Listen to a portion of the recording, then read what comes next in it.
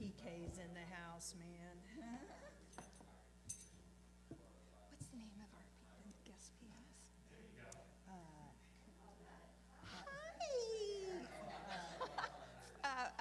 Y'all. What's Cooper's last name? Cooper what?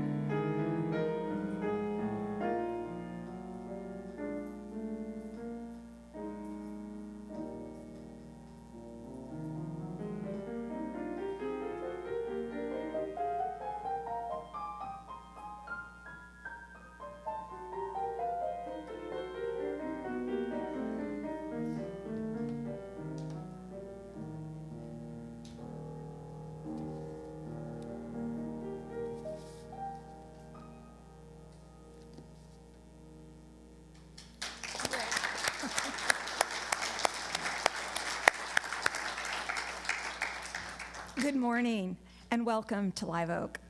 Please rise in body or spirit for our gathering hymn, number 343, A Fire, Mist, and a Planet.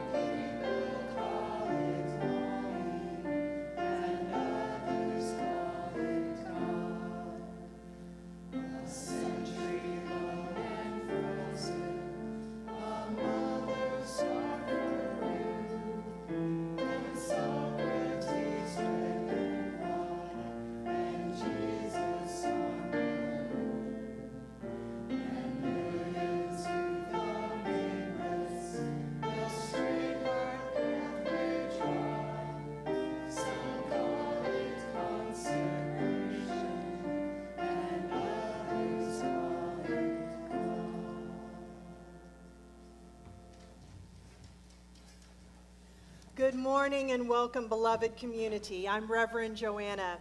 In this sacred space, we gather as one, celebrating the tapestry of our diversity, honoring the boundless love that unites us all.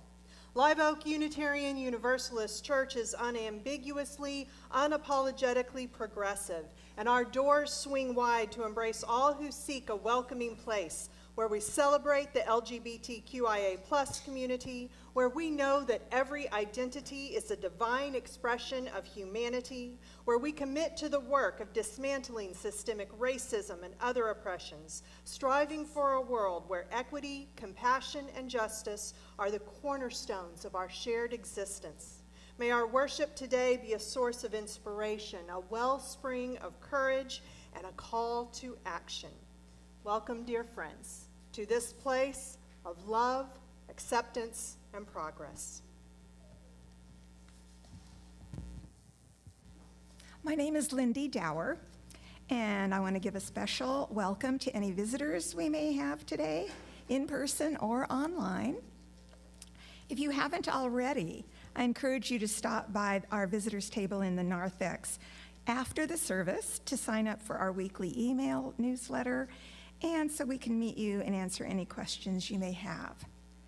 And today, you have the opportunity to learn even more about Live Oak at our Exploring Membership class, which is hosted by Reverend Joanna and the membership team, and is held in the library after today's service. All are invited to participate. Unitarian Universalism is a non-creedal faith. There are no doctrine you have to agree with in order to belong. Instead, we are held together by covenant, our promises to each other in this church and within our religious tradition. Please join me in saying these words from our historic faith. Love is the spirit of this church, and service is its law.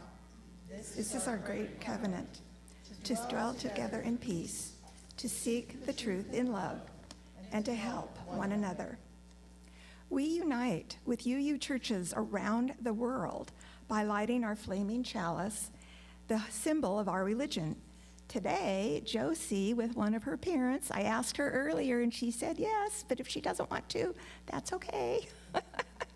They will be lighting our chalice here and at home We light it today with these words. Isn't she cute? We light our flaming chalice to illuminate the world we seek. In the search for truth, may we be just. Oh, did it go out? In the search for justice, may we be loving. And in loving, may we find peace.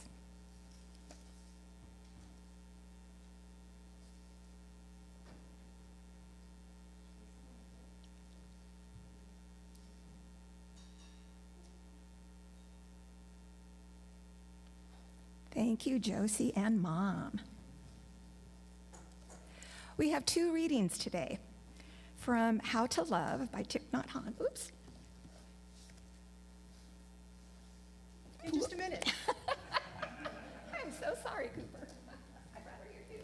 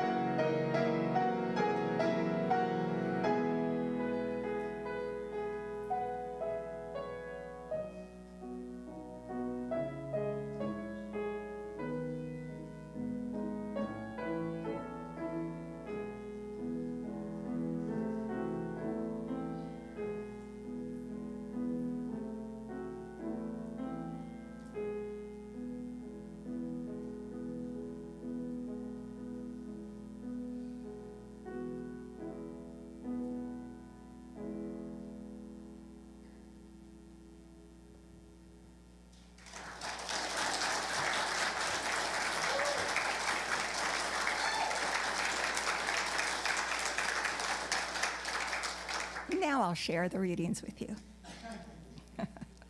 From How to Love by Thich Nhat Hanh. True love is made of 4 elements: loving kindness, compassion, joy, and equanimity. If your love contains these elements, it will be healing and transforming, and it will have the element of holiness in it. True love has the power to heal and transform any situation and bring deep meaning to our lives. From 1 Corinthians in the Christian scriptures, if I speak in the tongues of people and of angels, but have not love, I am a noisy gong or a clanging cymbal.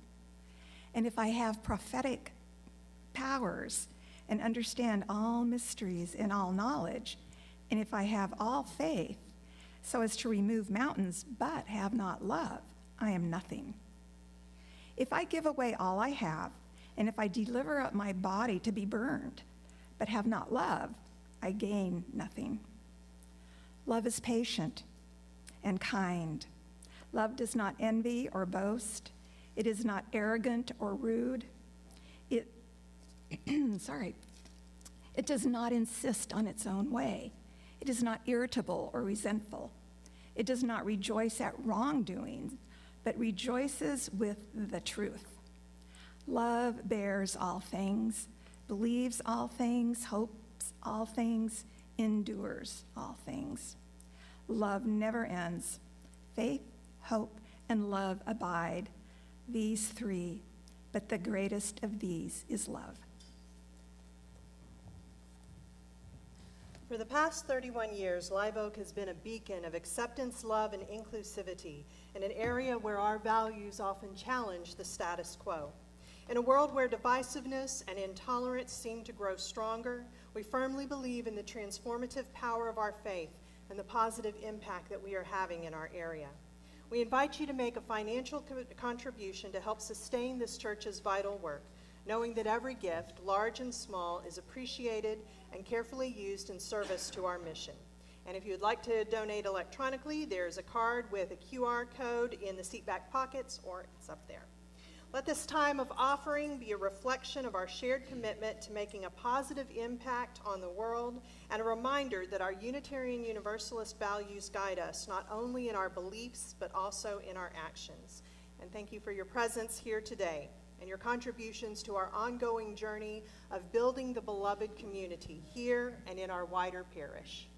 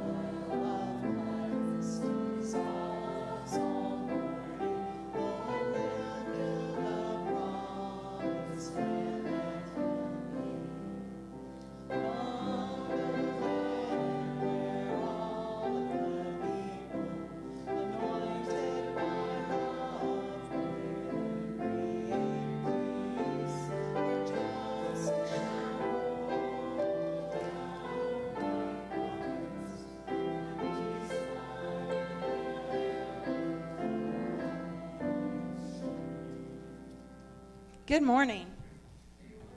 Good morning. I'm Chris Jarman. I'm your Director of Faith Development, and I want to share a story with you today about something that happened to me yesterday. Me and my family went on a train ride. Can you go, woo, woo?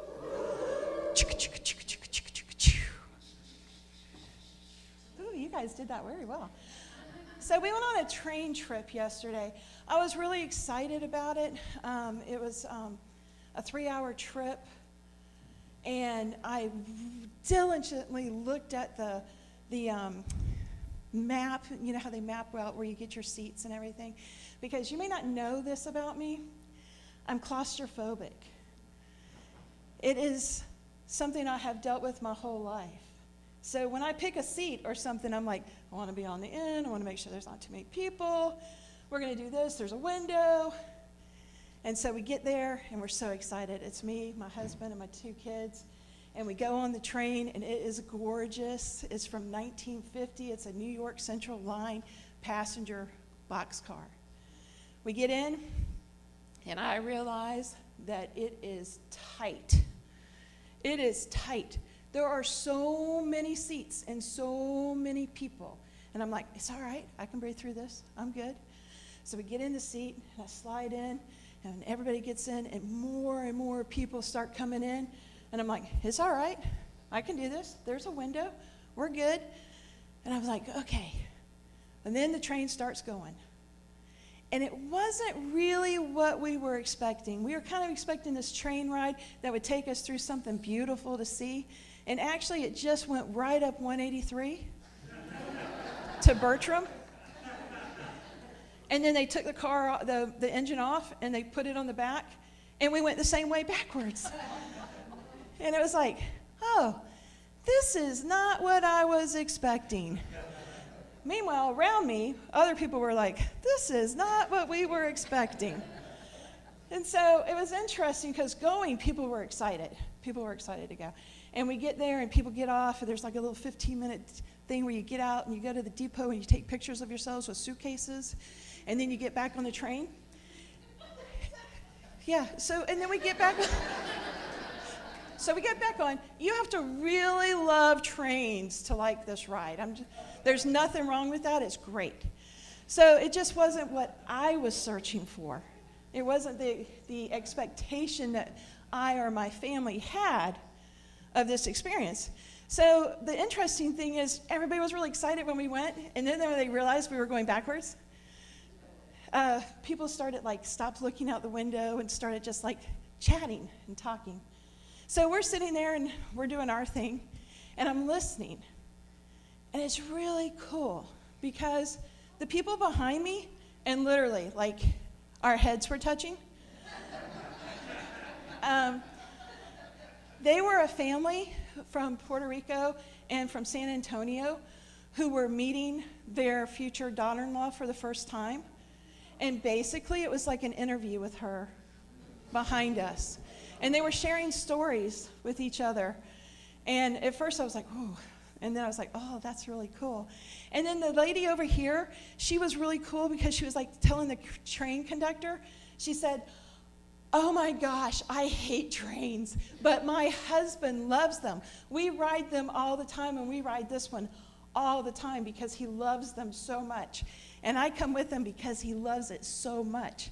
And that was really cool. And then the conductor was sharing with everybody. He's like, my son and I rebuilt this car. It took 5 years of loving care to rebuild this car before it went into service.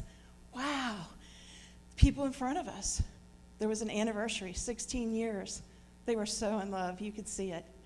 And the people right beside them were from Mississippi, and they had traveled all the way to Austin to go on that train.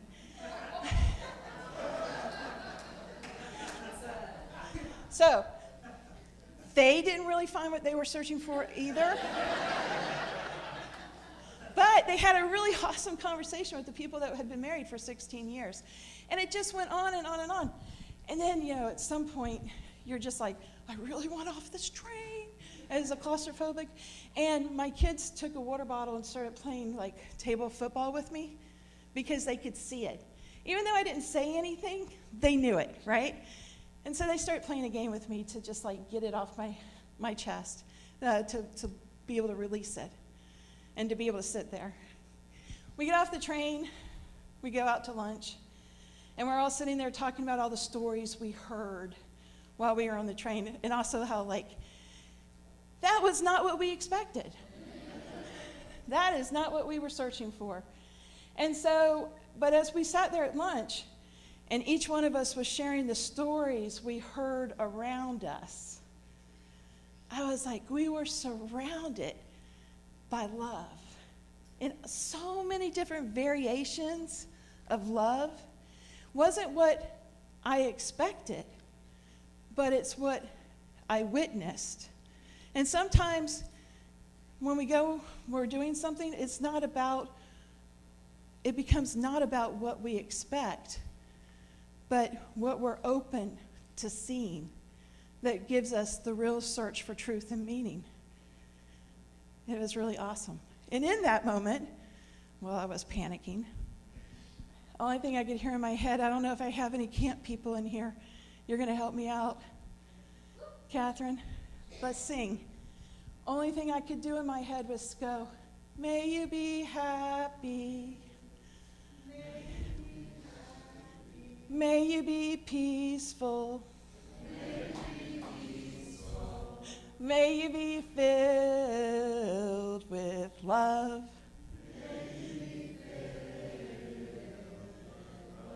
May we be happy. May we be peaceful. May we be filled with love.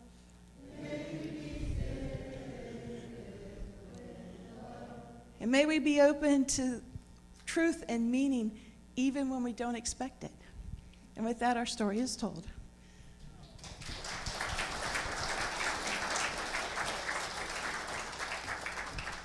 That was a great story and lesson. Yes, and song. Now, please rise as you're willing and able for hymn number 6, Just as Long as I Have Breath.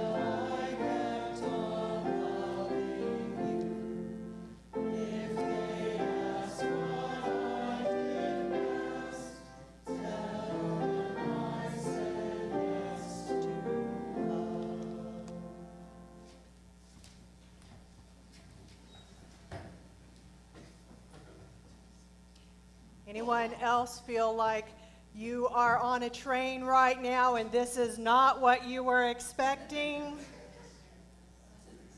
So last month we had our annual question box service. And for those who weren't here, what that is it's where anyone who shows up on that day submits questions, and I just try on the fly to answer as many questions as I can during the service. It's a lot of fun.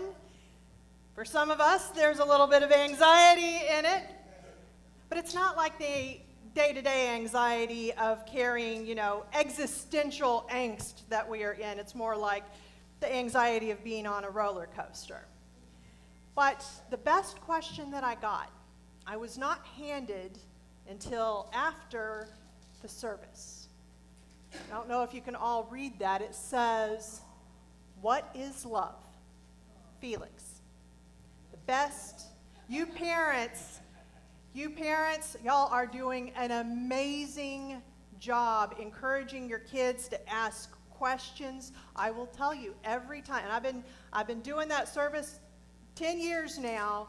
Every year, the most profound and the most difficult questions that I get come from our kids. This question, what is love, I think is so crucial right now, both in our society, but also in Unitarian Universalism. Right now, this is such a crucial question because we just had a historic change in the way that we talk about what Unitarian Universalism is and who we are, and most importantly, what we do. So from 1985, and then it was confirmed in 1986, until this June 2024, we had what many of you are familiar with, the official articulation of what we do, or what I often would call our sacred to-do list, was called the 7 Principles. We have it up on our walls. It's in the hymnals. We teach a shorter version of it to our kids. And for those of you who are going, but what about the 8th principle? In the last couple of years, Live Oak and many other UU churches voted to adopt an 8th principle that specifically outlined our commitment to anti-racism and anti-oppression. But that was something that was being done at the congregational level. It did not make it to a confirming vote at our General Assembly because there was already a committee at work. And what they were doing is they were examining, to get wonky, the part of our UUA bylaws. The UUA is the Unitarian Universalist Association of Congregations. And they were examining the part that this came from, Article 2, and looking at it to go, okay, we've had this since 1985. Is this going to be the articulation of who we are and what we do that is going to take us into the future? And ultimately, they decided, no, we needed something. They were inspired by the 8th principle and by these. But they said, we need something new to help us get to the next stage and to deal with all of the things that we are dealing with now. As someone who grew up UU, the one thing that always puzzled me, and I love these, I think there's great language in them, the one thing that always puzzled me is it's missing a particular word. Love. Now, of course, there were the people that would say, oh, it's implicit in it. Marge, why do I have to tell you I love you? I show it every darn day. Yes, but words are important too. So this team put out a proposal, and then all UUs all around the country weighed in through surveys and meetings. You know how these things happen. And then this June, at our General Assembly, delegates from all the UU congregations, including delegates who are sitting right here, including your religious professionals, voted in what is now called our UU values. Justice, interdependence, equity, transformation, pluralism, and generosity. But before you even get to those values, in our bylaws, here's what it now says. As Unitarian Universalists, we covenant, we promise, congregation to congregation and through our association to support and assist one another in our ministries. We draw from our heritage of freedom, reason, hope, and courage, building on the foundation of love. Love is the power that holds us together and is at the center of our shared values. We are accountable to one another for doing the work of living our shared values through the spiritual discipline of love. Now, on one hand, there is not anything that has instantly changed. You don't, Sue who decorates, in the Congress, you don't have to take down the 8 principles. They're still a part of who we are. You don't have to reach into your hymnal and rip them out. We did not get rid of them. They will always be a part of who we are. But this gives us a guidepost for moving forward. But what is love? I suspect there's going to be a lot of conversations about that. And there was already here at Live Oak. We had an adult faith development class that was examining these values and love itself and talking about what they meant. And one of the ideas that came out of that discussion among them was, well, since we are a religion, and since religion often deals with things like the concept of God, perhaps what we are saying is that God is love. For some UUs, I would say absolutely. I mean, me personally, my definition of God comes from the Beatles. But God is limitless, undying love that shines around us like 1,000 suns and calls us on and on across the universe. We find wisdom wherever we can find it. And you'll notice that one of our values is pluralism. So for some people, absolutely, God is love. God with all of those different definitions, and there are so many definitions of God. Sure, God is love, or love is God. But I would say that for just as many Unitarian Universalists, this is nothing that y'all would ever say, because in our faith, we believe that each person is in charge. They are captain of their soul, and they are in charge of their own spiritual journey. And for some people, the word God, even when you say, okay, I know it's not an old man up in the sky, it holds no value for them. So God is not something that Unitarian Universalism defines or even affirms or denies. That's part of your to-do list. But love is what we are committing to. Love is what we are seeking to build, and love is how we are going to build it. Like I said, I suspect that over the next 50 years, there are going to be a lot of discussions, a lot of sermons, a lot of essays about what exactly love is.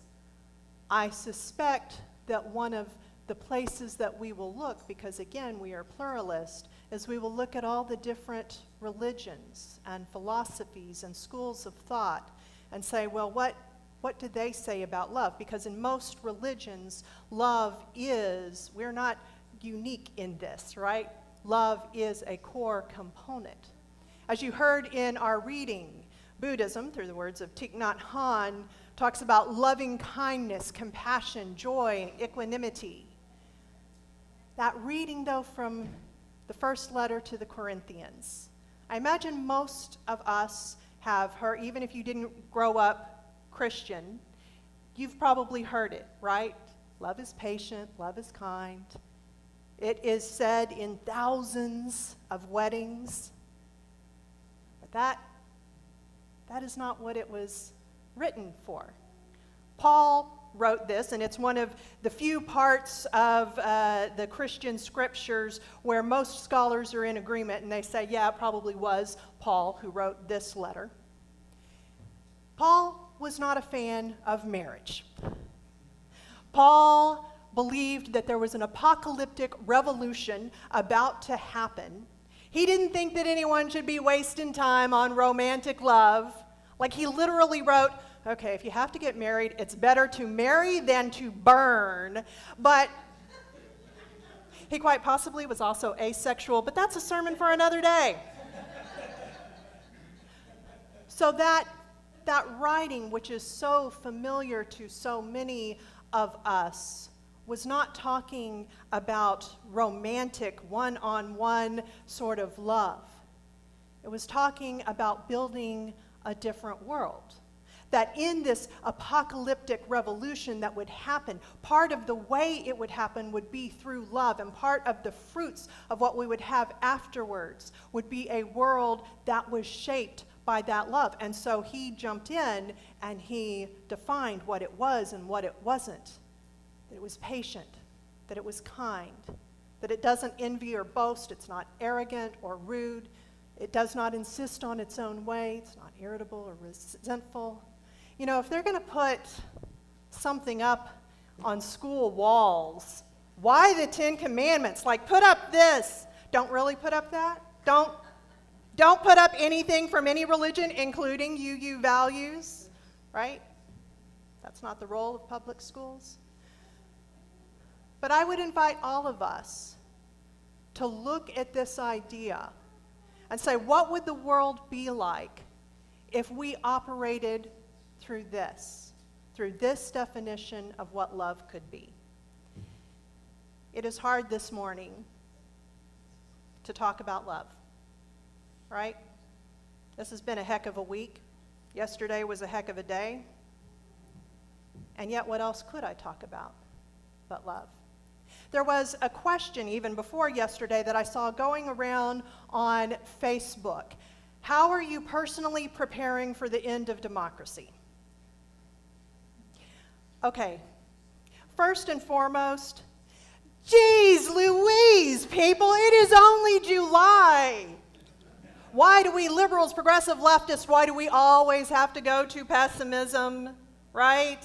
Including me, I'm directing it at me too.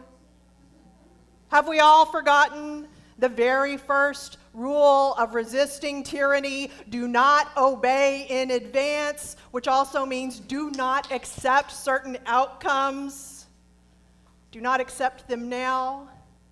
Do not accept certain outcomes even in December, after we know what it is that we will be looking at for the next 4 years.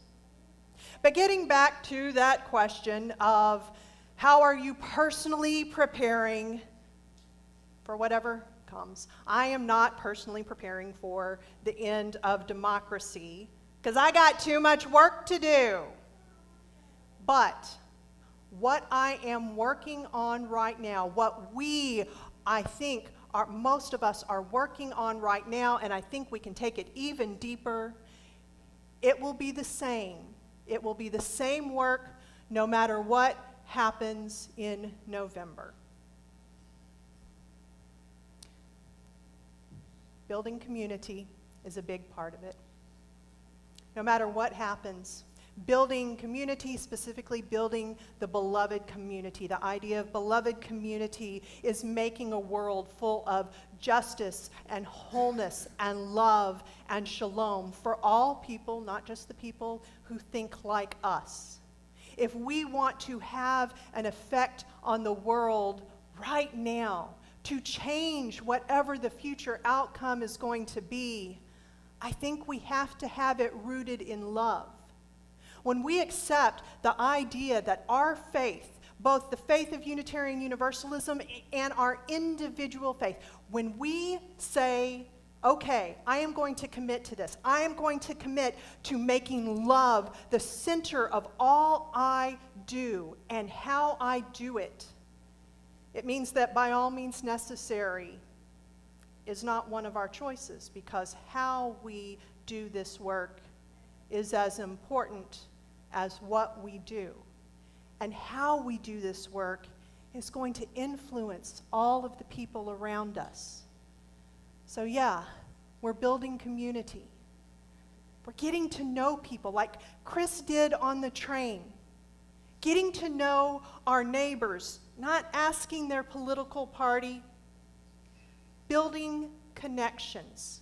When we go to the store and we're chatting with the store clerk, when we're talking to the person on the train behind us, when we are building connections in here and in our wider community, having dinners with people. For those of you who don't know, I come from Houston, and I have survived being in Houston in the aftermath and during hurricanes. Hurricane Ike, we were without power for 3 weeks in August. And let me tell you, what happens is that communities come together. And you don't stop and ask what you believe. You don't ask what people's religions are or their political things. You knock on each other's doors and you say, do you know where I can get some gas? Or, hey, I know that you have an invalid in your home. Would you like to borrow my generator?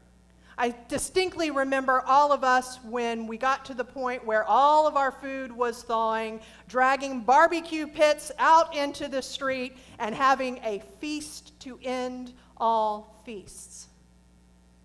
How are you going to prepare for the end of democracy, or how are you going to prepare for whatever is to come? By building community and building relationships and leading with love. Are y'all familiar with the idea of mutual aid societies, some of you? It's the idea that we do not have to go it alone, and that we can create communities where we give mutual support to one another. And you don't have to go and reinvent this, because we already have so many ways of doing it. This church does it every month. We have fresh food for all that we do out here, working with Hill Country Community Ministries, and you can also come and partake of this. There's nothing you have to do to qualify. And practically all of us in our neighborhoods have a way of doing. You may already be doing mutual aid and you don't know it. Anyone here part of a buy nothing group in your neighborhood? Yeah.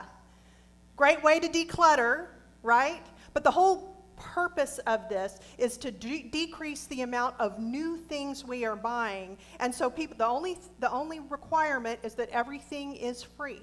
And so you post things, you say, hey, I have a couch, I have this, I have that. People will also post their request. Hey, my kid has swim lessons and needs a kickboard. Does anyone have a kickboard?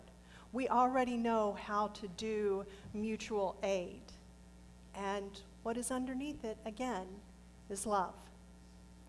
I think perhaps one of the biggest things that I am trying to focus on right now is the idea of what would my life be like if every decision I had to make, large and small, I first paused and said, what would love do? What is love causing me to do right now? And I'm not just talking about things like give your coat to someone who doesn't have a coat, but even the little things. Yesterday, last night, I had to really sit with this one, because as the news came out, I had some not very loving thoughts. As I began, after one of the candidates was shot at, I had some uncharitable thoughts, and then as I was seeing people instantly jump into how are we going to benefit from this in some way, or the fear, I had to go inside and say, what would love do? And those words from Corinthians came back to me, especially the one about love is not arrogant. We've talked about this before. Contempt. Contempt will never help us build the beloved community. Feeling that I am superior to someone else and that other people are not as smart, other people are inferior, will never help build beloved community. What would it look like in your life if you said, the first priority is going to be love? I mean, that doesn't necessarily make it easier, because we can have two different ways of acting out of love and we still have to make a priority. But what would happen in your life if every time you just moved through the world, it was always with this idea of, I am going to be driven by love? I think one thing that would happen for all of us as we're just going through our day is we would stop seeing our errands and our day-to-day life as something not to be endured, something not to be gotten through, but as opportunities for connection, as opportunities to put our love into action. Hosea Ballou, first of all, before he said this, I'm paraphrasing here, but he was asked a question about, he was a Universalist, and he was asked a question about where do Universalists stand on X? And he said, Universalists do not stand, we move. Where do Unitarian Universalists stand on love? We do not stand, we move. A lot of people, you'll hear things about how love that hate is not the opposite of love, right? How many times have you, hate is not the opposite of love. The opposite of love is apathy, or the opposite of love is fear. Maybe, but I'm pretty sure hate is also the opposite of love. And as we saw yesterday, there is so much hate in the world right now. And Hosea Ballou, back in 1805, said, "Love is the life and happiness of the soul, and hatred is its death and misery." What would it look like if you made love the center of your faith?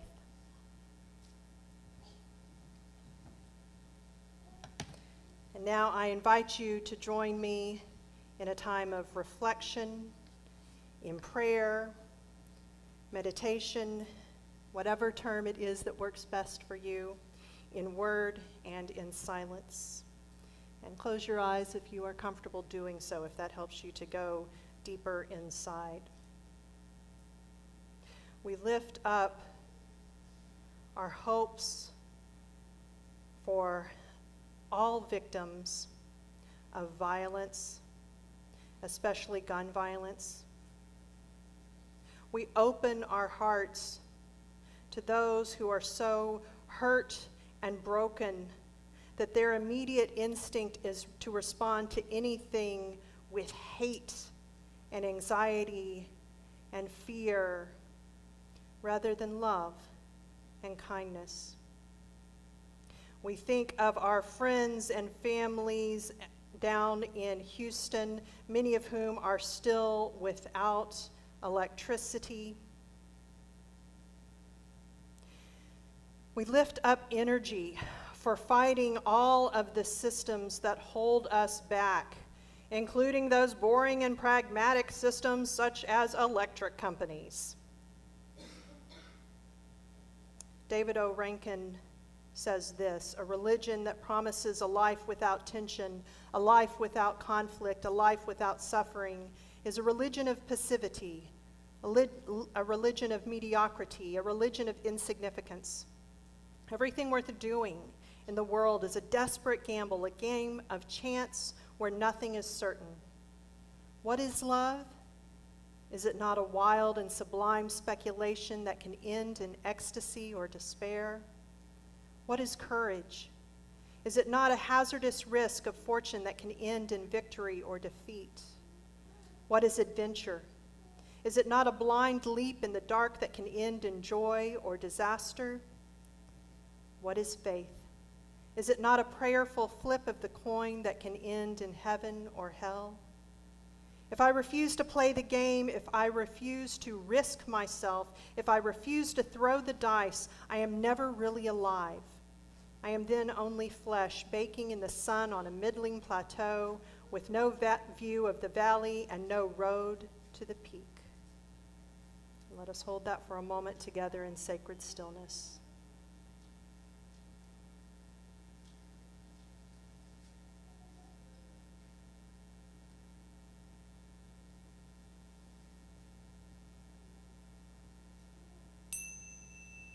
Amen and blessed be.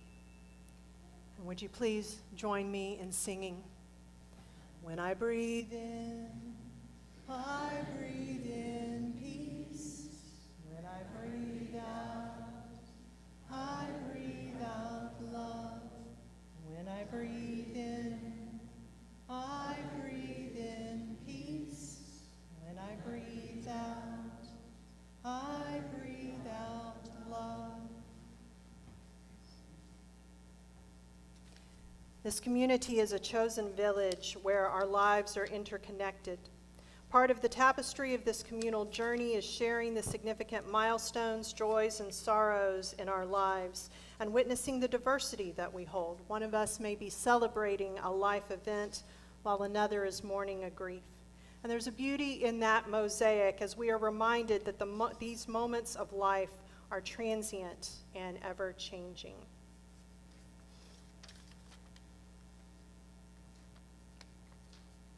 And today, Christina Donna shares, just finished my last box to the new apartment, home sweet home.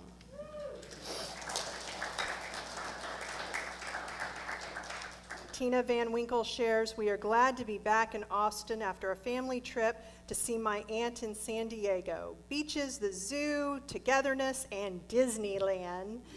The boys and I are grateful for all this joy. May this community draw closer with our shared experiences as we celebrate life's triumphs and navigate its trials together.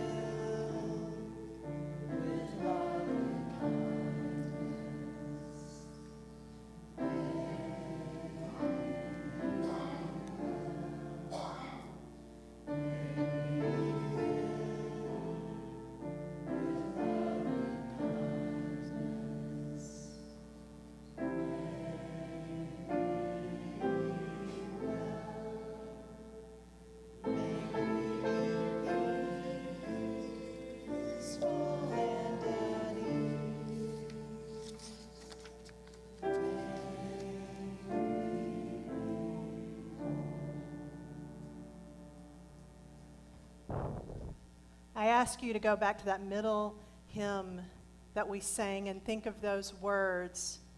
What will people say of you? Tell them I said yes. Tell them I said yes to life. Tell them I said yes to truth. Tell them I said yes to love. This week, whatever it is you are doing, whether you are home from school or if you are going to work or going on vacation, how is it that you will say yes to love? Be well.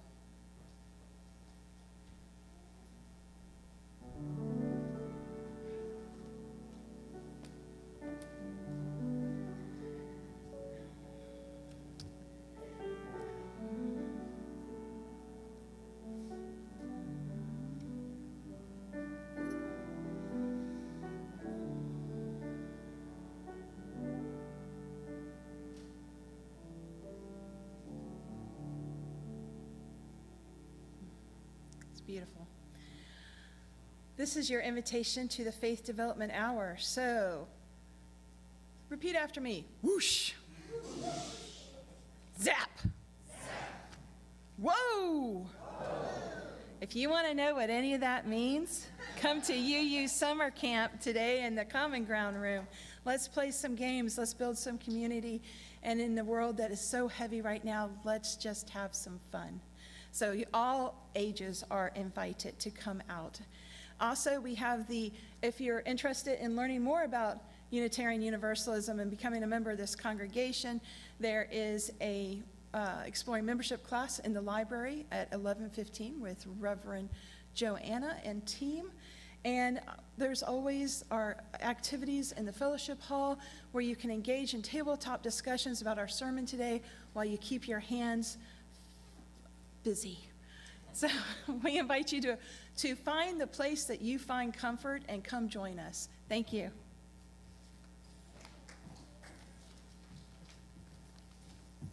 Please join me in extinguishing our chalice with these words. Take courage, friends. The way is often hard. The path is never clear. Josie's mom's going to do it. Take courage, for there is another truth. You are not alone. Let us leave this service with renewal in our spirit and a song in our heart. Please rise for hymn number 18, What Wondrous Love.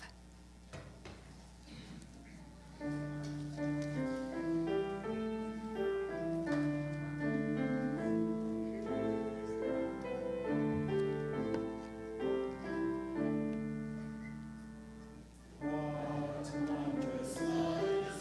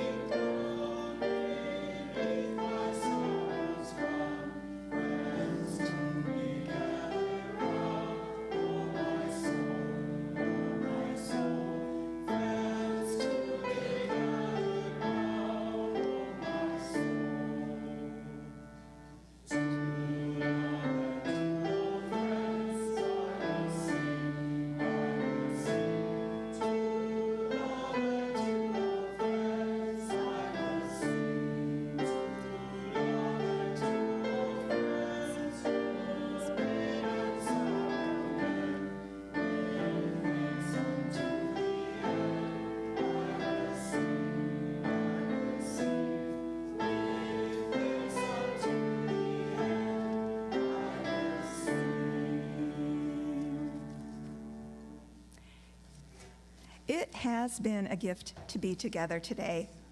Please spend the next 5 minutes talking with someone you don't know yet. Members, be sure to introduce yourselves to any first-time visitors we have. They're the ones with the handwritten name tags. And show them where the visitors table and coffee are. And may we all know the blessings of friendship. But please stay seated for the postlude by our wonderful guest pianist, Cooper Labinger. And then you can get up and talk to each other.